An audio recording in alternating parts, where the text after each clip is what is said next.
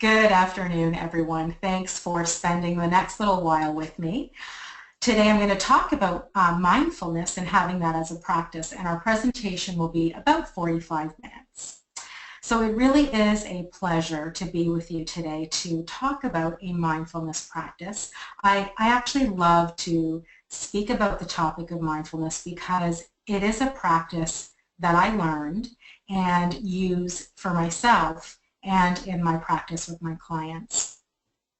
So I am an integrative nutrition health coach and energy practitioner, specifically reconnective healing and emotional freedom technique. And I also facilitate programs at Wellspring Niagara. And for those of you that aren't familiar with Wellspring, it is a cancer support center, and they offer programs and services for cancer patients and their caregivers. And I think there are about 8 or 9 of them in Canada. As well, last year I published a book called Conscious Living Through Cancer, which was written from my own experience having cancer and working with cancer patients. And it offers various insights and guidance and hope for people who may be going through cancer and their families. It is through my own mindfulness practice and that of my work with cancer patients that has shown me how when a mindfulness practice is implemented, it can make a difference for people in how they live and the positive impact it has on their health. Now, I mentioned my own cancer experience. So when I was 41, I was diagnosed with non-Hodgkin's lymphoma. And it was during a time in my life when I thought I was on top of the world. I had this very busy corporate career, and I was fit, going to the gym 4 or 5 times a week. I was healthy, eating well, and probably still in the honeymoon phase of my marriage. I was really just doing what other people were doing, just enjoying my life and just going along, I suppose. Then once I was diagnosed, I had to figure out how to balance that as well. So mindfulness wasn't something I was practicing regularly. I mean, I think it's something I knew about, I thought I should do more, but I wasn't consistent. And when I hear about something, I might do a little research, I might even read about it a little, but I didn't commit to it on a regular basis. So after I was diagnosed and going through my treatment plan, I wanted to figure out how to incorporate a healthy mindset and maintain that practice long afterward. Because I knew my personality type could get very stressed very easily, I needed to help myself lessen that stress. Mindfulness was the beginning of my journey of deciding that my mindset was crucial to my healing and my long-term health. I didn't understand the role that it played in my life until I was diagnosed with cancer, and I find even today that I still grow from it, and it continues to guide and teach me. Now, we hear the term mindfulness a lot. Be mindful, have a mindfulness practice. I think it's one of those become a sort of a buzzword in health in the last few years. It's something we hear about, but sometimes we aren't really sure what it means. I mean, it sounds like a good thing, but do we even know if it's helping? How do we begin? What does it look like? And where do I start? And am I even doing this right? So today, I want to explore these questions and look at things like what it is and what's the benefit. And I'm going to cover 4, I call them techniques, or you can call them methods: meditation, gratitude, forgiveness, and compassion. And we're going to look at how to incorporate each of these as a practice. In coming up with a definition for mindfulness, I went to the trusty Google and I did a search, and this is what I found. It is a mental state achieved by focusing one's awareness on the present moment while calmly acknowledging and accepting one's feelings, thoughts, and bodily sensations, used as a therapeutic technique. So we will certainly look at focusing our awareness with the technique of meditation, And we will also look at awareness from the perspective of gratitude, forgiveness, and compassion. From my own experience and what I hear often from other cancer patients is that when you're diagnosed with cancer and in treatment, you don't have a sense of control. When you are in treatment, you pretty much need to go to your appointments when they're scheduled, take your meds as required, and so on. And I remember that feeling of lack of control over my life. And I remember I often commented to my husband that I felt like I was on some sort of an assembly line. Now, I wish it was the one where I could eat chocolate all of the time, but it wasn't. And, you know, it really was no fault of the hospital or the doctors. It's just how things were. On the day of my appointment, I had to line up for my blood work, and then I had to go to the doctor's office to line up there and wait for my oncologist to check me out and make sure I could have chemo. Then I had to line up for chemo. In all of that, that sense of not being in control, and that could feel really frustrating because you want that sense that you're still in charge somehow of your body and of your life. So I needed my own control, and I couldn't make decisions about my appointments, but I could decide my state of mind. A few years ago, Huffington Post published an article with 20 reasons why mindfulness is good for you, and along with each reason were studies that corroborated each point. And some of the reasons that were stated were things like lowering stress, allowing you to get to know yourself, helps you sleep better, changes your brain, lowers depression amongst teens. But the one that stood out for me was the one that stated that it makes going through cancer a little less stressful. So let's look at that one a little more, and we'll start by looking at areas in our lives that cancer has an effect on. So in this slide, it speaks to how having cancer affects us at every level of our experience, and more than just our physical body. And certainly we feel it most there, and really that's where a lot of the attention is placed. We need to do something about the tumor. We want to reduce pain, reduce the size, increase our energy, relieve some of the symptoms like nausea and lack of appetite. But having cancer also affects our mind, and that is what we think about.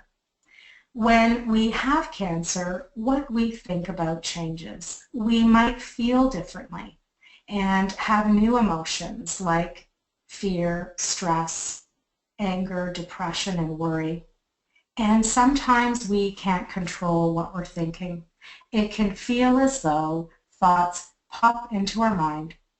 And this then affects our deeper mind, that subconscious level, perhaps our dream state. Moving to that next circle, that next ring, our social circle changes. People in our lives want to help. Some of it we might want, some of it we may not want. Or we may find that people we're close to begin treating us differently, and that can become uncomfortable. Or we may find that we want to move away from some relationships and begin to foster others.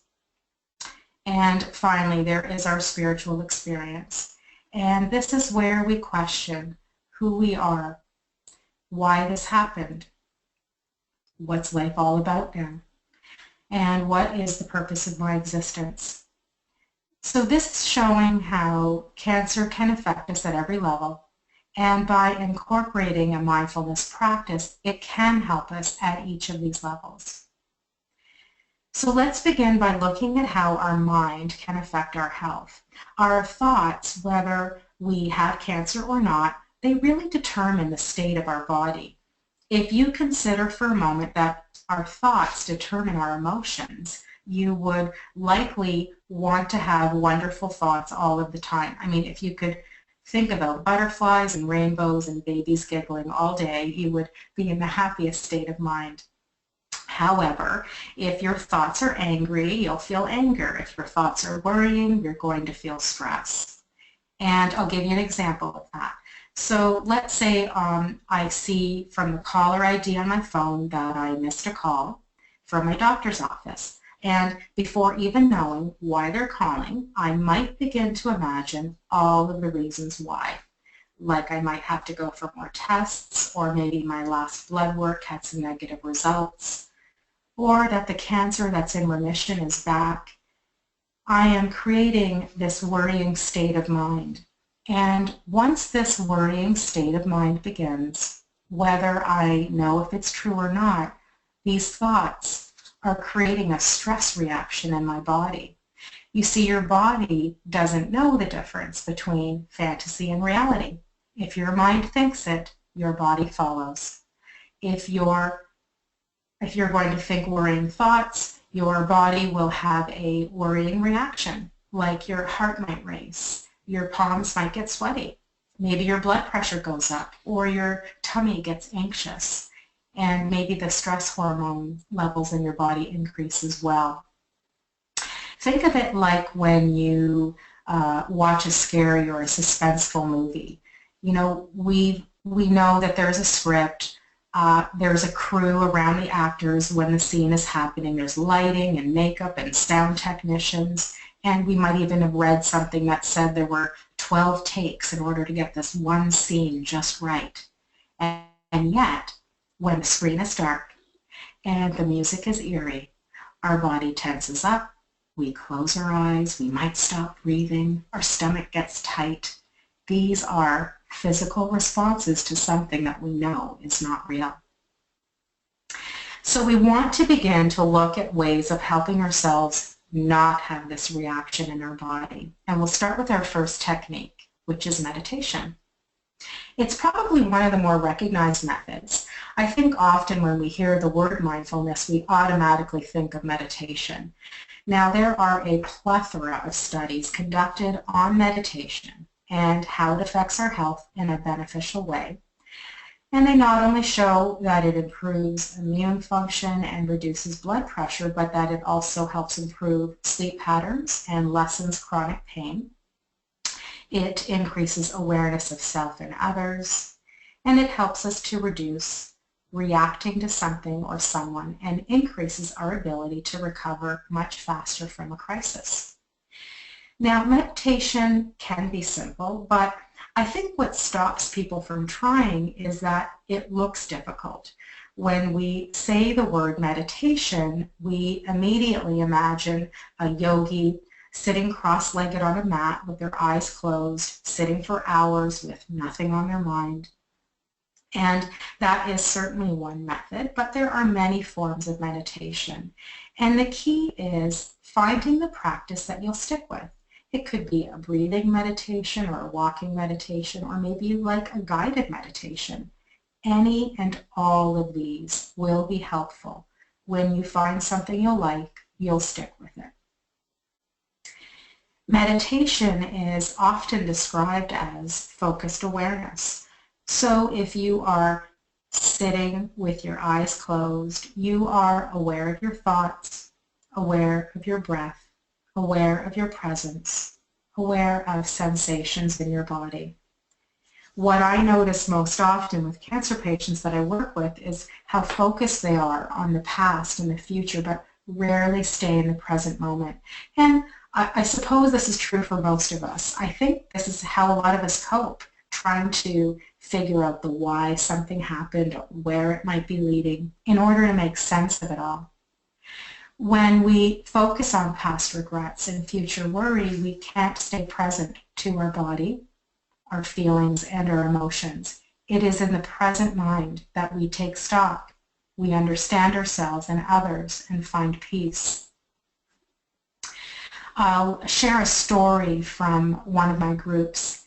We were discussing meditation as a coping skill, and one of the members of the group confessed that she said she was a fraud and she didn't know how to meditate.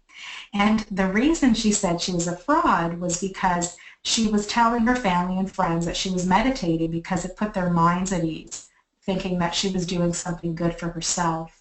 But she wasn't, and she said she didn't know how, and she got very frustrated by the whole thing. And it was interesting, actually, because the rest of the group were nodding their heads. They completely understood how she felt, and I don't know, maybe they were being frauds too. So anyway, we worked on a meditation practice over the next weeks. We talked about it, we practiced it, and weeks later she reported back that she actually was meditating for real this time, and that she felt much, much calmer. And she also stated that she felt a sense of control because she was not getting angry as much, and felt that she understood how she wanted to move forward with her life. And I think what I liked most about what she said was that she wasn't so concerned about making everyone else feel comfortable about her illness. She was only focused on taking care of herself. Focused awareness is how it's described, but what does that actually mean? Well, it's paying attention to one thing at a time. Meditation isn't about having an empty mind, which is often what we're told. Consider that it's being able to clear your mind so that you can observe your thoughts or sensations in the body, being aware of a twinge, being aware of an emotion, being aware of a thought that floats across your mind.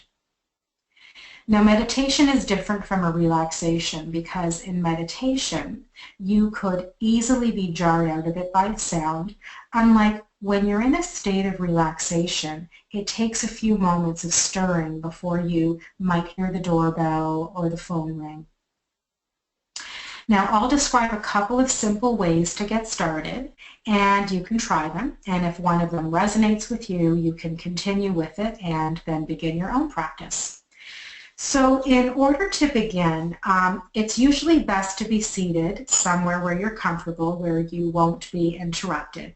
Now, there are a few schools of thought as to whether you should be seated or laying down, whether you should meditate in the morning or the evening, before a meal or after, and I don't really have the right answer for you, unfortunately. I will say that it's best to try a few methods and just choose what's right for you. I don't know that there is a right or wrong. It was really just more important that you find something that works.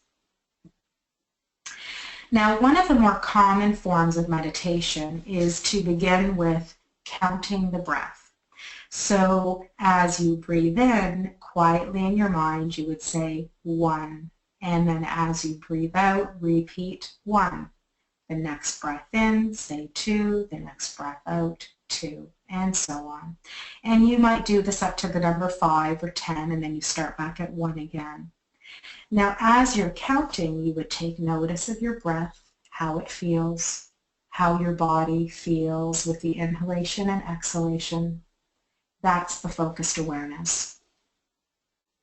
You'll notice, too, that even as you're saying the word 1, 2, and so on, your mind might have a busy thought running almost as an undercurrent to the counting. Your goal is to shift your mind to only focus on or tune in to the word and quiet the other thoughts. Another very nice method, which I really like, is using an imagery method. And in this one, you can imagine the breath as light or perhaps having color.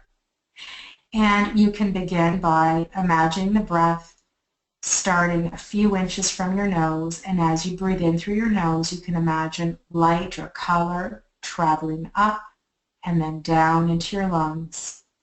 And then as you breathe out, imagine it traveling back up and out of your nose again, pausing. And then as you breathe in again, the light or the color travels back in.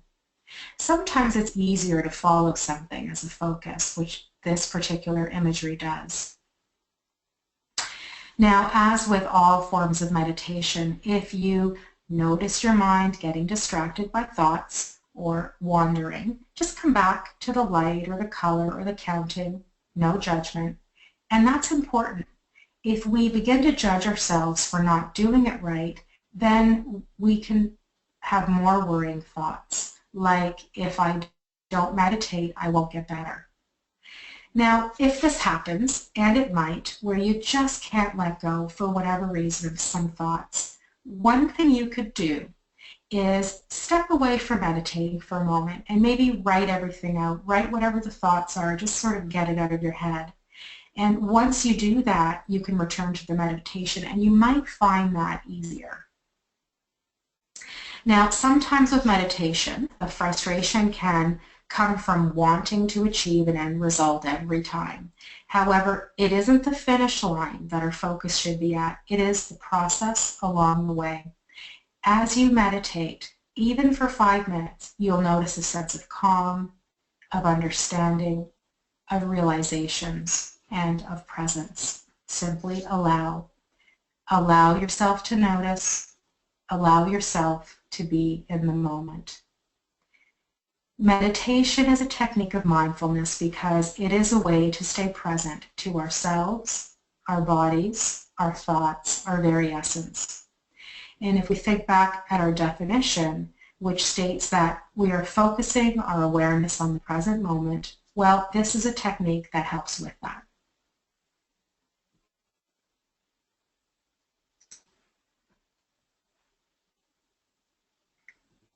So let's give it a try. I prepared just a very short guided meditation, which is just a couple of minutes.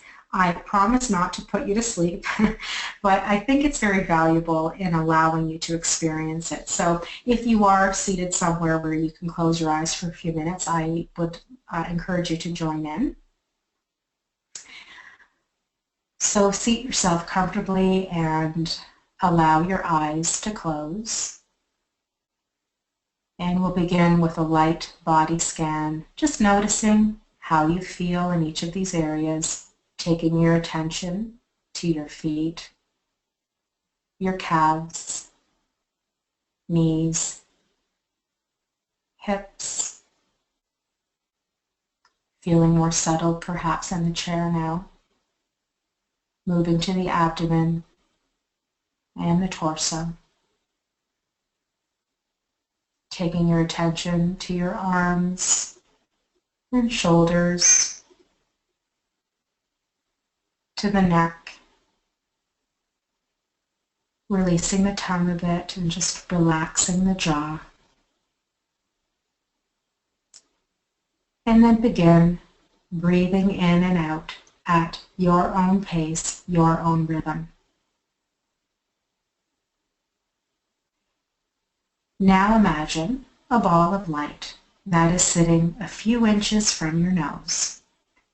As you breathe in, imagine that ball of light entering your nose, traveling up, down into your lungs, and with your exhalation, imagine that ball of light traveling up and out of your nose, pausing just outside of your nose, a few inches from your face again. With your next inhalation, see the ball traveling back up, down into your lungs, and then back out again.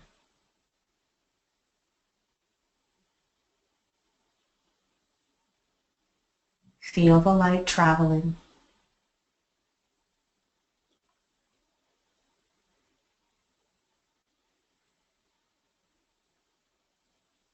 Usually our breaths are not the same length every time, so just notice if the ball of light stops perhaps at a different place each time when you inhale. Maybe one time it stops in your chest area, and maybe another time when you have a deeper breath you can feel it traveling all the way down into your belly. Just notice how your body feels with the light traveling.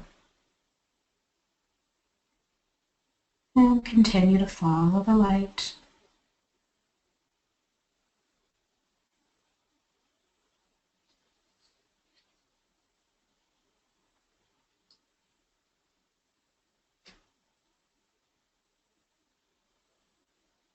And then returning to just your normal breathing and moving about a little bit and fluttering your eyes open. I hope you enjoyed that. That was just a couple of minutes of you being able to experience what a guided meditation is. And we'll move ahead now to our next practice, which is gratitude. Being grateful or in a state of gratitude has health benefits that we don't often consider. And this can be a difficult concept to grasp because when we go through hard times, why would I want to be grateful for that? I mean, why would I want to be grateful about having cancer? Or why would I want to be grateful because I have a flat tire? Well, we can be grateful for the experience, for the people around us, for the help we receive, for the little things that change how we see the big picture. Gratitude helps us to get unstuck. When we can see the positive as well as the negative in any situation, it's more difficult to complain and stay in it. We begin to realize what we have and not what we don't have. When we express gratitude on a regular basis, it reduces the amount of envy, resentment, anger, and regret that we hold. Releasing these emotions opens us up to more positive thoughts and feelings. Now, practicing gratitude is linked to having more energy, better relationships, achieving goals, and being confident. For example, when people are insecure, they have difficulty focusing because much of their mental resources are tied up with their worries or their negative emotional states. When people are confident, they're able to be more productive, and that's often because they can direct more of their focus on their work. So let's look at some ways that we can incorporate this. So I think we've probably all heard of somebody say keeping a gratitude journal. It doesn't have to be a journal, you can just simply keep a list, but the idea is to write down a few things that you're truly grateful to have, to do, or to be. As you repeat this on a daily basis, it will imprint in your brain, and eventually it won't be something you need to try to remember, you'll just know it. I think I remember hearing that it takes 21 consistent days of doing the same thing to form a habit. So the next thing is to stop complaining or criticizing. So being aware of your self-talk and perhaps of your criticism of others. The next one is to ask yourself what you can learn from a situation. So if you deem something to be bad or negative, what can you learn? What are the benefits? How am I growing from this? How is my growth helping others? Another way is to volunteer your time to something that's important to you. There's a section in my book called Feeling Helpful and Not Helpless, which somewhat speaks to this point. As a cancer patient, we receive a lot of support and help from family and friends. When we feel well, we can reciprocate and show our gratitude by doing something for someone else, sending a thank you card, baking muffins. It not only extends gratitude, but it can feel incredibly empowering. A way of feeling valued because we offer value, a way of taking our control back. And lastly, with this point, is understanding that words are powerful and they carry an energy with them. If you use positive, loving words, you will feel differently than when you use negative words. I want to actually share with you some research. You may have heard of a Dr. Masaru, I don't know if I'm saying his name right, Masaru Emoto. Now, he was a Japanese researcher, and a lot of his research was around water molecules. He conducted many experiments, and a lot of them are referenced. You might have heard of the rice experiment, and I'll just quickly tell you what that one is about. He placed rice in 3 separate glass containers, and he covered them with water. And on the first container, he wrote the words, "Thank you." On the second container, he wrote, "You fool." And on the third container, he just left it blank. Each day, he spoke the words that were written on each jar to the jar out loud. On the jar with no words, he just ignored it. And after 30 days, the results were quite interesting. On the thank you jar, the rice was white, clean, and had barely changed. On the thank you, on the you fool jar, the rice was black, it looked rotten and moldy.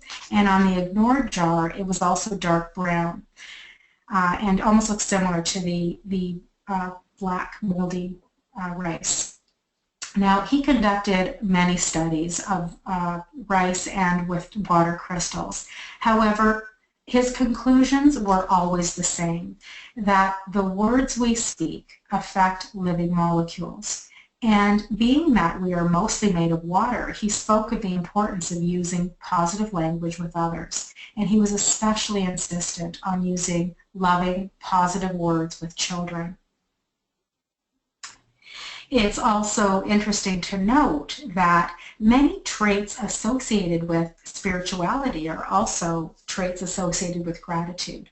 For example, spiritual people are more likely to feel a spiritual or emotional connection to others, and they believe in an interconnectedness to people, to animals, to plants.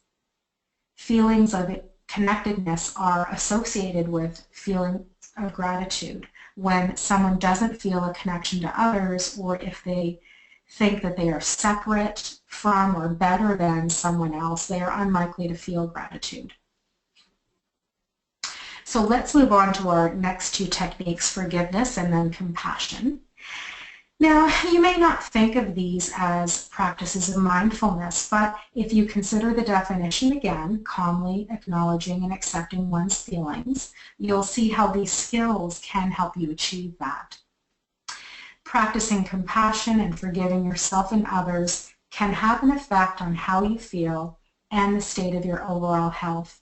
People often wonder how something intangible can have a positive effect. However, when you consider that your mindset can be helpful in your healing, then it's easy to understand. Think back to that example I gave about watching that scary movie. Your mind definitely influences how your physical body feels. So on the topic of forgiveness, I'll start with sharing with you results of some research that was done at Stanford U by Dr. Luskin.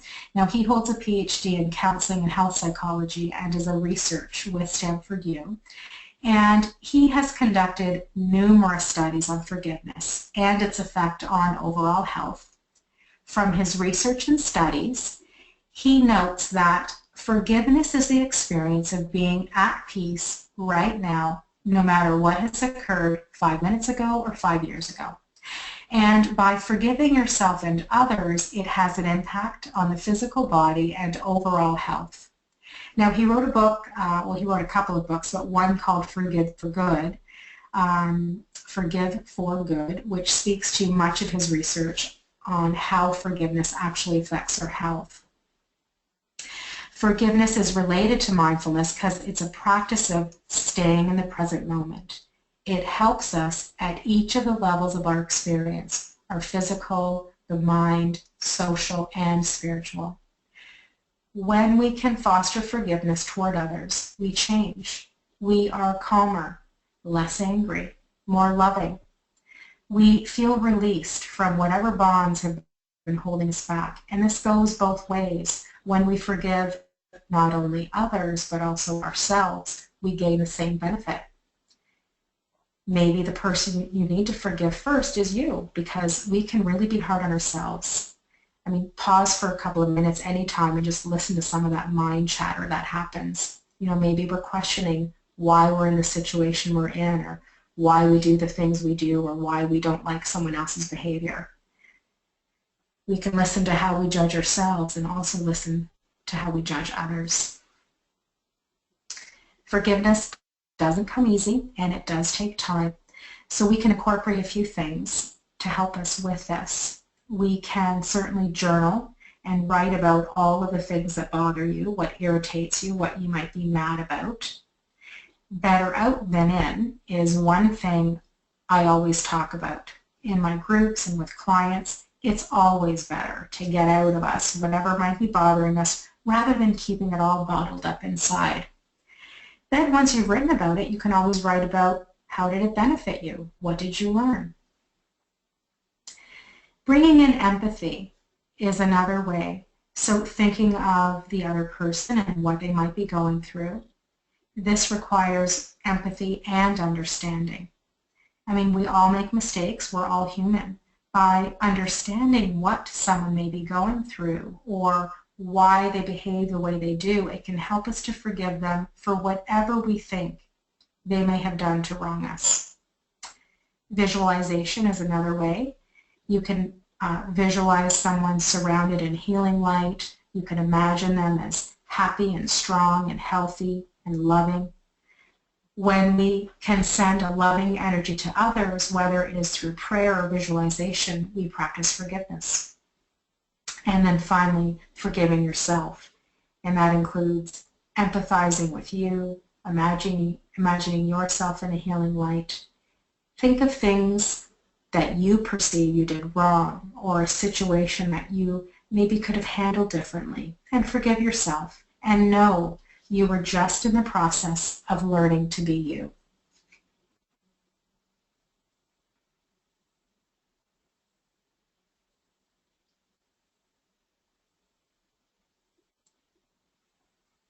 In considering forgiveness, we also think of compassion.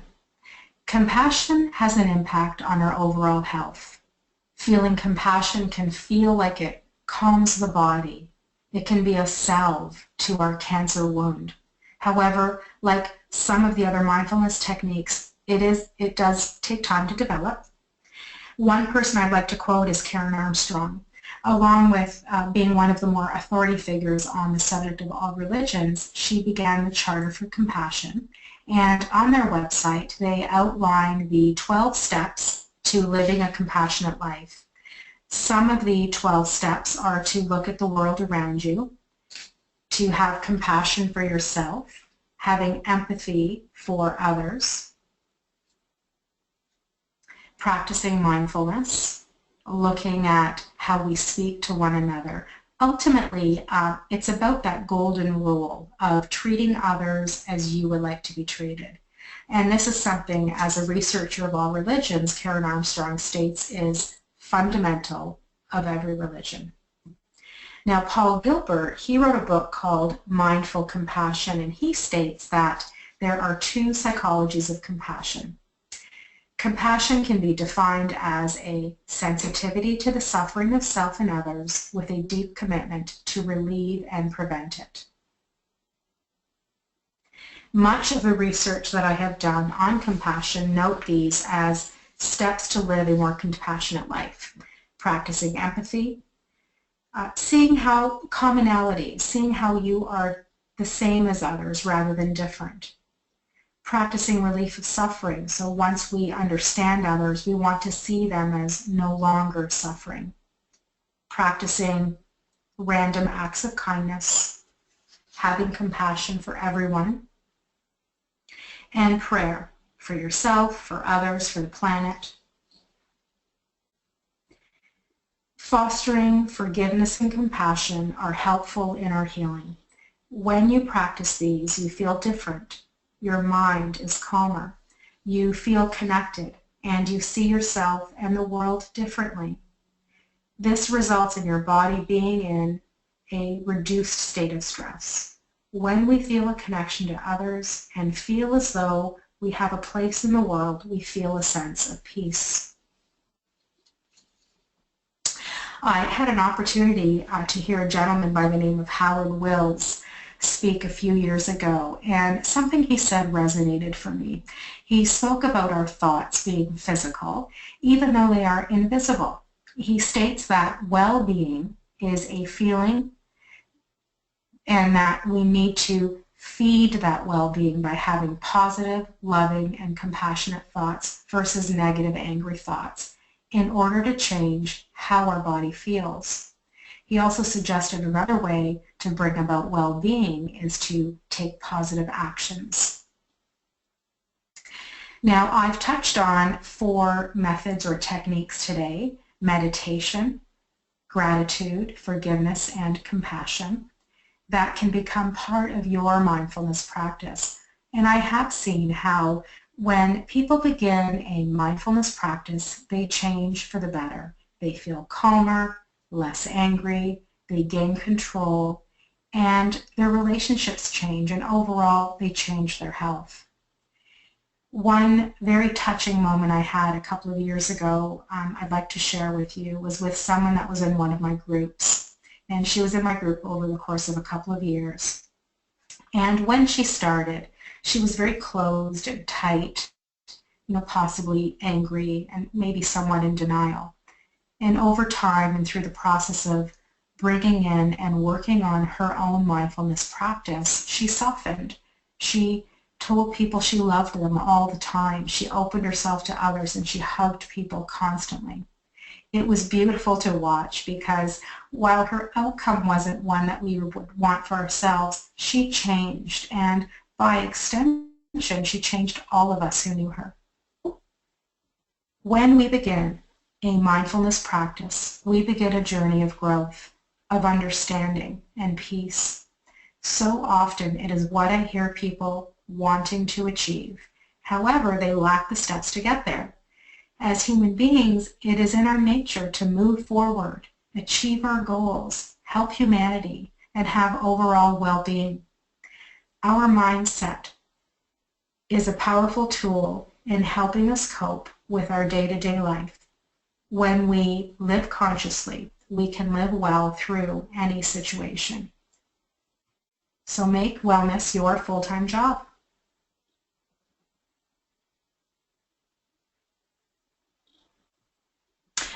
I do have an offer for anyone listening to the webinar. I've created a special guided meditation for you to enjoy, and you're certainly welcome to have it. Just simply email me at my email address here, linda@goodforme.ca, or from my website you can go to the contact page, and when it's ready I'll email that clip to you.